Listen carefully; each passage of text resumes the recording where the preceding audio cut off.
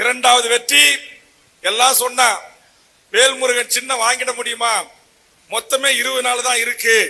இனி இவருக்கு டெல்லிக்கு சென்று தேர்தல் ஆணையத்தை சந்தித்து தனியா இவருக்கென்று ஒரு சின்னத்தை பெற்று எப்படி வாங்க முடியும், எப்படி தேர்தலை சந்திக்க முடியும் என்று சொன்னார்கள்.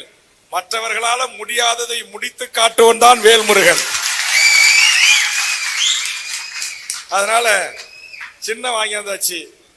இப்ப அடுத்தது சொன்னா சரி, அது டாக்குமெண்ட்ஸ், பேப்பர், ரிஜிஸ்ட்ரேஷன், எல்லாம் இன்கம் டாக்ஸ், கணக்கு வழக்கு, வங்கி, தலைவர், பொதுச் செயலாளர், பொருளாளர், ஆபீஸ் பேரர், இதெல்லாம் பட்டியல் அடிச்சு கொடுத்தா சின்னம் கொடுத்துருவாங்க.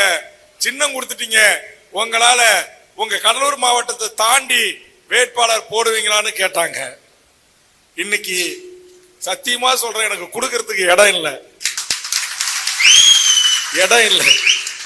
தேர்தல் ஆணையத்தால் பதிவு செய்யப்பட்டு சின்னங்கள் பெற்று தமிழ்நாட்டில் பல தேர்தல்களை சந்தித்த கிட்டத்தட்ட நான் இங்க வர்ற வரைக்கும் 35 கட்சியோட ஒப்பந்தம் போட்ட அன்பு உறவுகளே, நான் பெருமை அடைகிறேன்.